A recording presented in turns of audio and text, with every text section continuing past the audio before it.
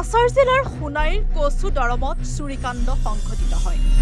দুপৰীয়া ঘৰত প্ৰৱেশ কৰি ৩০,০০০ নগদ ধনৰ লগতে সোণৰ অলংকাৰ লৈ উধাও হয় চোৰ। শনিবাৰে পুৱা প্ৰায় ১১ বজাত কচুদৰম থানাৰ পৰা সামান্য দূৰত্বত থকা আলী হুছেইন লস্কৰ নামৰ এজন শিক্ষকৰ ঘৰত সংঘটিত হয় এই চুৰিকাণ্ড।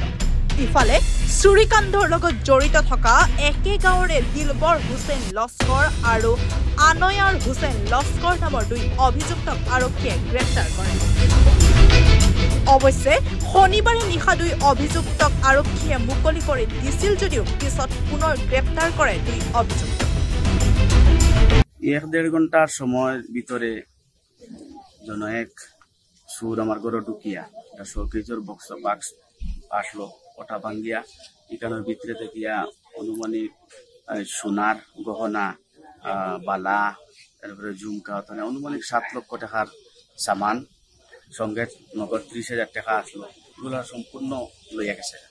পরে যে সময় আমরা পুলিশ প্রশাসনের কাছে এটা জানাইলাম বা এলাকার নেতৃস্থানীয় মানুষ, এলাকার অন্যান্য মানুষেরা তারা জানার পরে সব আইসে।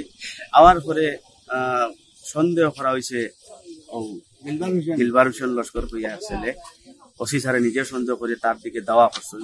এমন অবস্থায় দৌড় দিয়া গেছে। এরপরে পাবলিকর মাধ্যমে এটা দুর্বতির হয়ে দায়াত দিয়া তারে পাকড় করা হয়েছে। ওইখানেও কিছু তারে দমকি দেওয়ার পরে আমরা পঞ্চায়েত অপু কুমার দাস স্থানের কাছে সম্পূর্ণ পাবলিকের সম্মুখে সে বলিছে যে ঠিক আছে আমি গুলো সোনাগুলো আমি সম্পূর্ণ নিছি। এই মুহূর্তে আমরা থানার ওসি স্যার তার স্টাফ দিয়ে গেছি।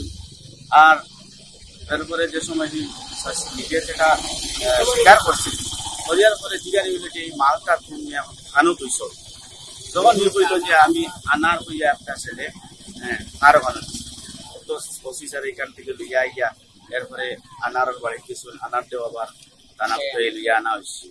12টা সাড়ে 12টা নাগাদ 2টারে হঠাৎ ছাড়া হয়ে গেছে। এমন তো অবশ্যই আমরা ইয়া সার দিয়ে গরম দেওয়ার পরে সারের লোকে মাঠ কথা পাওয়ার পরে আবার তার আনা হয়ে গেছে। আজকে হঠাৎ শুনি সকাল থেকে সারলে জিজ্ঞেস করলাম মিলে স্যার কি হয়েছে, না তারা রইব। এখন আমরা শুনে গেছিলাম গাওয়ার পরে দেখি নাই এইগুলারে তারা চালানোর সমস্ত প্রক্রিয়া সম্পন্ন করিয়া চালান দিলাম। মতো আমরা আটকাইছি। সোনাইৰ পৰা গুলশান আহমেদৰ ৰিপৰ্ট, এনি ভাৰত 24। নমস্কাৰ, মই উৎপল দাস আৰু আপোনালোকে চাই আছে এনি ভাৰত। আৰু আপোনালোকক জনাবলৈ পাই মই বহুত সুখী হৈছোঁ যে আমাৰ সকলোৰে মৰমৰ শ্ৰদ্ধা জুবিন গাৰ্গৰ গীতসমূহৰ ভিত্তিত এটা খুব সুন্দৰ ৰিয়েলিটি শ্ব' এনি ভাৰতে আয়োজন কৰিছে, জুবিনৰ গানে কি আনে। এই প্ৰথম ছিজনটোত অডিশ্যনছ আৰম্ভ হ'ব অগষ্টৰ পৰা অসমৰ বিভিন্ন জিলাত। গতিকে মই সমূহ কলাকুশলী, বিশেষকৈ যিসকল প্ৰতিভাশীল গায়ক গায়িকা আছে আমাৰ সমাজত, তেওঁলোকলৈ মই এটা আহ্বান জনাইছোঁ, তেওঁলোকে প্ৰস্তুত হওক এই ৰিয়েলিটি শ্ব'ৰ বাবে।